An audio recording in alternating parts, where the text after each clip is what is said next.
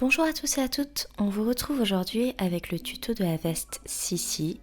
Alors pas de panique, ça a beau être une veste, vous verrez elle est quand même beaucoup plus simple que nos précédents manteaux type Uma ou notre trench Hendrix, car vous verrez les poches sont des poches plaquées. Certes elle a un col tailleur, mais le reste de la doublure est extrêmement simple à assembler et sans plus tarder on va commencer par les poches. Donc pour les poches, on va les prendre ainsi que la doublure de la poche et on va repérer le haut justement de la poche où on va venir accrocher le haut de la doublure, endroit contre endroit, et on va venir épingler. On pique à 1 cm et on pense à repasser la doublure vers le haut de la poche. On va ensuite plier la doublure de façon à la faire coïncider avec les 3 autres côtés du tissu. Donc vous verrez, normalement il y a un petit cran pour vous aider. Et une fois que vous avez épinglé les 3 côtés de la poche, n'oubliez pas de laisser une petite ouverture en bas d'environ 5 cm pour pouvoir retourner. On vient piquer à 1 cm, on n'oublie pas de faire des angles bien nets. Et une fois que c'est fait, on vient cranter les coins à l'aide de ciseaux. On va venir retourner la poche sur l'endroit par l'ouverture. Alors n'hésitez pas à prendre votre temps parce que l'ouverture est assez petite. On repasse bien, on n'hésite pas à utiliser la pointe des ciseaux pour pouvoir pousser les angles et avoir des angles bien nets. Et une fois que c'est fait, on va venir répéter pour l'autre poche. Pour l'étape d'après, on va venir prendre un dos et un devant du même côté. Et là, toujours endroit contre endroit, on va venir superposer et épingler uniquement la couture côté.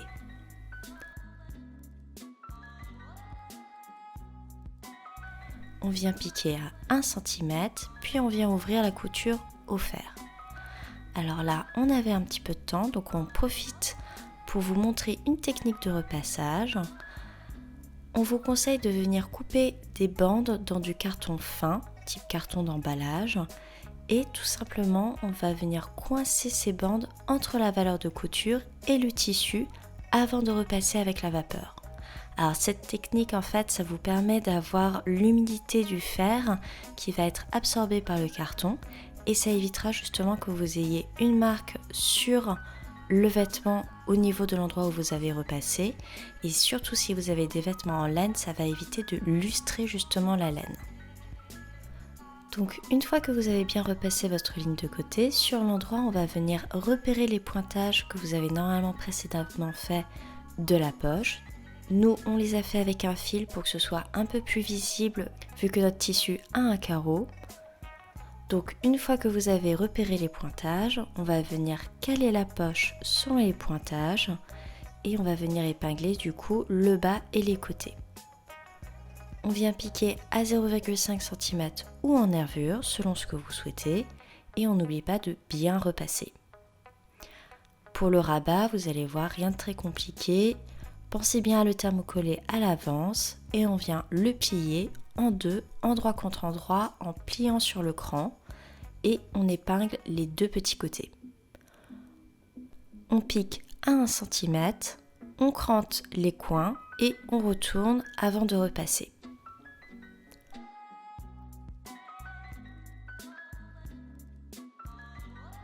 Pour pouvoir positionner le rabat, on va tout simplement mettre un repère à 1,5 cm au-dessus de la poche. N'hésitez pas à utiliser une règle et quelques épingles justement pour vous mettre les repères. Et on vient épingler le bord franc du rabat contre le repère comme si le rabat était à l'envers, dirigé vers le haut. On épingle le rabat, on vient piquer à 0,5 cm pour maintenir. Et ensuite on va venir rabattre le rabat vers le bas et épingler à nouveau. Alors n'hésitez pas si votre tissu est un petit peu rigide à mettre un petit coup de vapeur justement pour qu'il s'aplatisse mieux. Et surtout faites attention au moment de faire la piqûre car il va y avoir pas mal de surépaisseur. Donc allez-y doucement pour ne pas casser votre aiguille. Donc une fois que vous avez fait votre piqûre à 0,5 cm pour maintenir le rabat, on repasse. et on n'hésite pas à répéter la même chose pour l'autre côté.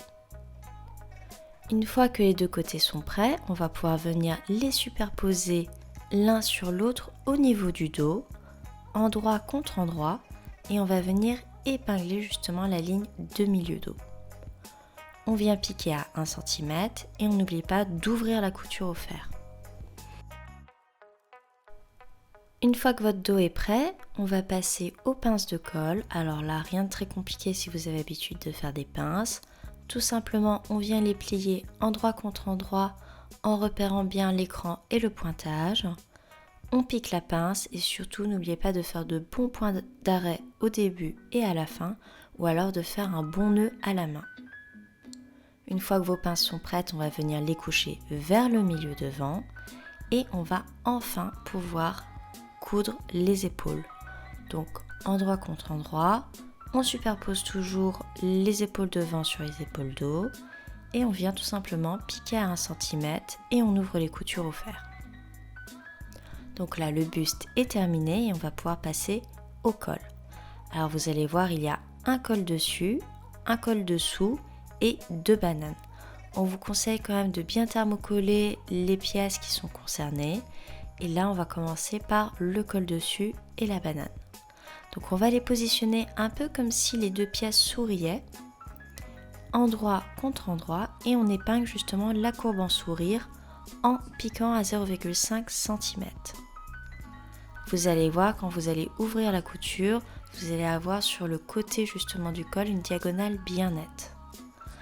Donc on repasse en ouvrant bien la couture et là on vous conseille également de faire une piqûre de glaçage, c'est-à-dire une piqûre en nervure de part et d'autre de la couture que vous venez de faire. Ça vous permettra justement de garder les valeurs de couture bien à plat.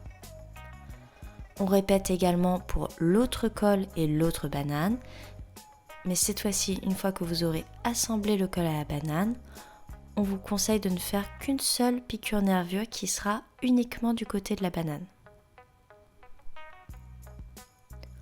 Donc là, vos deux cols sont prêts et on va venir épingler le bord de la banane qui a le dessous de col contre l'encolure de la veste. Donc on va venir les superposer endroit contre endroit au niveau de l'encolure. N'hésitez pas d'épingler en plusieurs fois. Généralement, nous, on a l'habitude de commencer par la partie du milieu, c'est-à-dire qui va d'un angle à l'autre. On pique à 1 cm. On n'hésite pas à cranter l'angle justement pour faciliter l'épinglage. Et on continue d'épingler les autres pentes de colle de part et d'autre.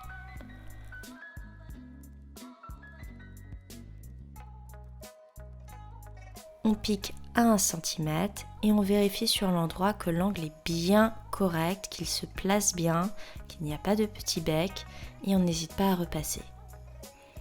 N'hésitez pas à prendre votre temps pour cette étape, à vous y reprendre à plusieurs fois si besoin.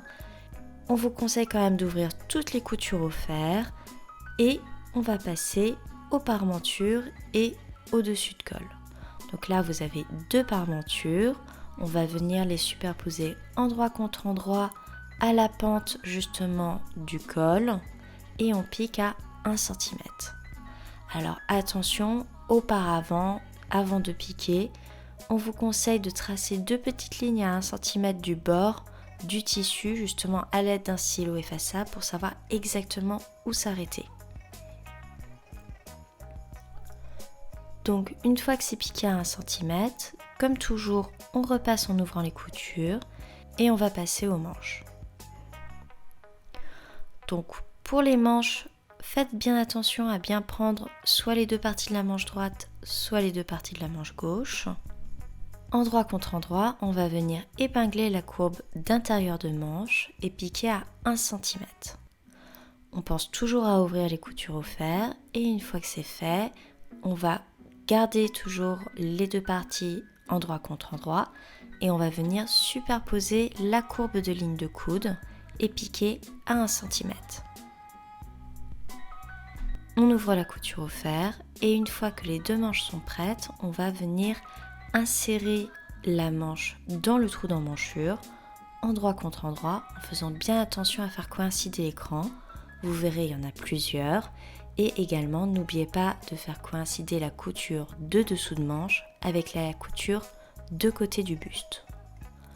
On vient épingler, n'hésitez pas à prendre un peu votre temps car il y a un petit peu d'embut sur la tête de manche et on vient piquer à 1 cm. Une fois que vos manches sont assemblées, on va faire une dernière petite finition qui est de venir poser une cigarette. Alors la cigarette, vous allez voir, c'est une petite bande de watine qui est un petit peu courbe. On va venir la plier en deux et on va faire coïncider le milieu de la cigarette avec le cran de tête de manche. Alors pour épingler la cigarette, on va l'épingler sur la valeur de couture, mais faites bien attention à ce qu'elle soit du côté de la manche et non pas du buste. On épingle, on fait une piqûre à 0,5 cm du bord avec soit un point large à la machine ou alors encore mieux si vous avez le temps avec un point à la main. Dernière étape de la manche, on va tout simplement repasser la manche en faisant attention à coucher les valeurs de couture vers l'intérieur de la manche. Donc là, le buste est quasiment terminé, on va passer à la doublure. Donc pour la doublure, on va commencer par le dos, on les superpose endroit contre endroit et on épingle le long du milieu dos. Vous allez voir, il y a un petit peu des décrantés. Pas de panique, on pique à 1 cm en suivant bien les angles et on va venir repasser le bas du dos en couture ouverte et le haut du dos en couture couchée. Alors pourquoi en couture couchée? Tout simplement parce que en haut de la doublure dos, vous allez voir il y a des crans qui vont former le pli d'aisance et il va falloir superposer les crans l'un sur l'autre et coucher du coup le pli, alors au choix, soit du côté gauche, soit du côté droit. À vous de voir. On vous conseille quand même de faire une petite piqûre morte à 0,5 cm pour maintenir le pli couché et on va pouvoir ensuite assembler les devants au dos. Donc là, rien de très compliqué. On vient tout simplement poser les devants sur le dos endroit contre endroit. On épingle les lignes d'épaule et on vient piquer à 1 cm. On repasse les coutures ouvertes. On répète à peu près les mêmes étapes pour les coutures côté, c'est-à-dire toujours en ayant le devant sur le dos, endroit contre endroit. Et une fois que tout votre buste en doublure est prêt, vous pouvez également répéter les mêmes étapes pour les manches, c'est-à-dire faire bien attention à avoir les deux parties de la manche droite ou les deux parties de la manche gauche. On assemble la couture de coude et la couture d'intérieur de manche. Et une fois que les manches sont prêtes, on va venir insérer les manches au trou d'emmanchure du buste, endroit contre endroit comme toujours, et toujours en faisant coïncider l'écran et les coutures.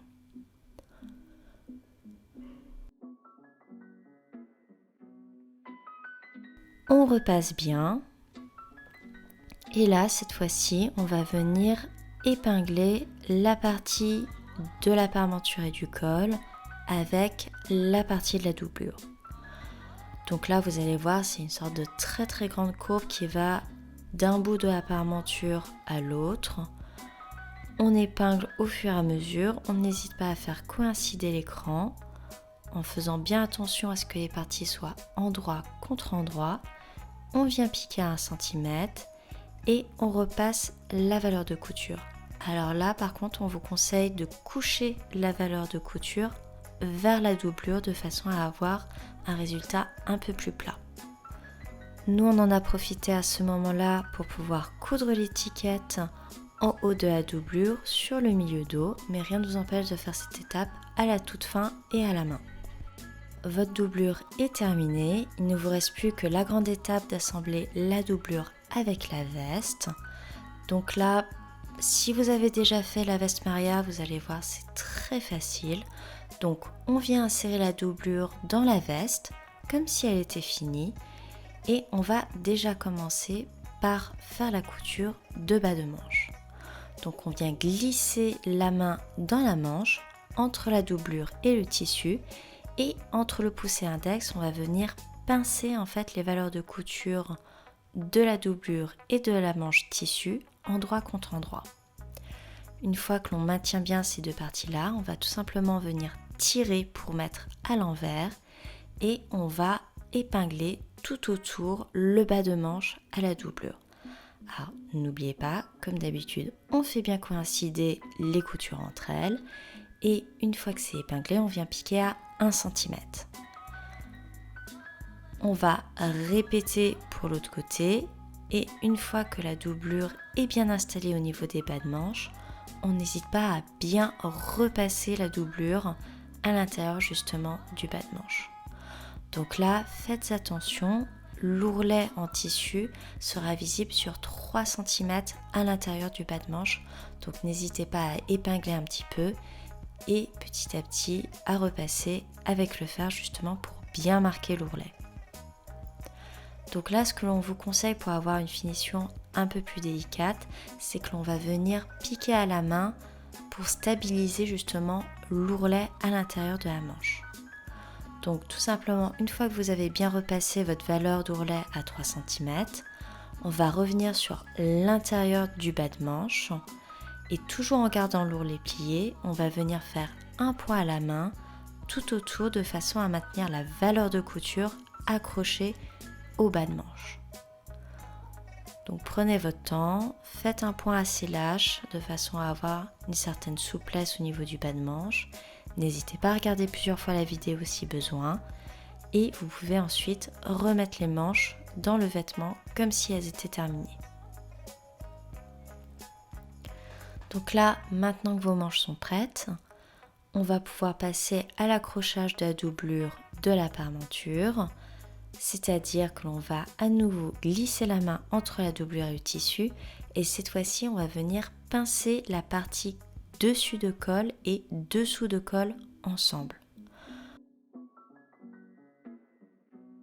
On tire de façon à mettre le vêtement sur l'envers et on va venir épingler petit à petit tout le long du col jusqu'en bas de la parmenture en n'oubliant pas de passer par l'écran de colle et la ligne d'anglaise. Donc là, prenez votre temps, faites bien coïncider les angles entre eux, n'hésitez pas à vous y reprendre à plusieurs fois si vous ne vous sentez pas à l'aise. Bref, une fois que vous avez tout épinglé, on pique à 1 cm, on vient cranter les coins de la parmenture et on retourne et on repasse. Alors, n'hésitez pas à utiliser la pointe des ciseaux pour avoir les angles bien nets. Si jamais vous avez des petits couacs, vous pouvez toujours utiliser un découpe-vite et faire quelques petits points à la main, surtout au niveau justement du décranté du col. Et une fois que votre col est impeccable, on va pouvoir le repasser avec beaucoup de vapeur et faire la dernière couture qui est celle du bas de la veste. Donc là, dernière étape, comme toujours, on vient glisser la main entre la doublure et le tissu et on va venir du coup épingler le bas de la doublure avec le bas du buste. On épingle sur tout le bas de la veste en retournant, du coup vous allez voir votre veste va ressembler un peu à une grosse boule de tissu, c'est normal. N'oubliez pas de bien laisser 10 cm ouverts en bas justement pour pouvoir retourner la doublure. Et faites bien coïncider les coutures côté du tissu avec les coutures côté de la doublure. On vient piquer à 1 cm et là je vous conseille de faire de bons points d'arrêt justement au niveau de l'ouverture de 10 cm que vous allez laisser.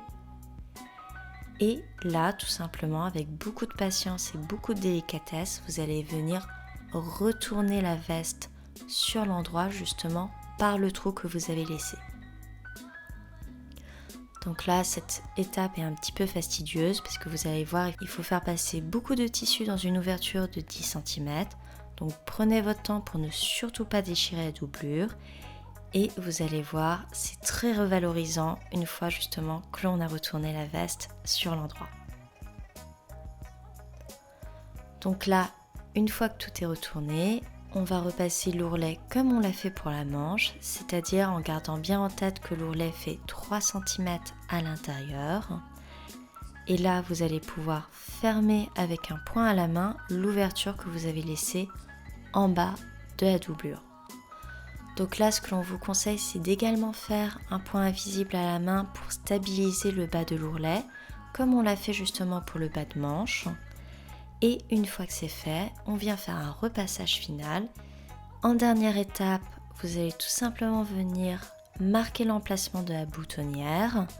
Et en fonction de la taille de votre bouton, vous allez pouvoir ajuster votre pied spécial machine et broder votre boutonnière. Il ne vous reste plus qu'à coudre le bouton sur le côté opposé et tada, vous avez fini votre veste Sissi. Donc vous allez voir, Sissi, c'est un peu la petite veste que l'on rêve d'avoir pour la rentrée. Elle a des très grandes poches, on va pouvoir y mettre toute sa vie dedans. Et ce que je vous conseille, c'est que vu que nos hivers sont plutôt cléments, rien ne vous empêche de lui rajouter un bon 10 cm de longueur pour en faire un manteau de début d'hiver. Nous, on a décidé de la faire en carreau, mais on vous conseille plein d'autres tissus sur notre partie blog et dans le livret du patron. Bref, on a hâte de voir vos réalisations et on vous dit à très vite.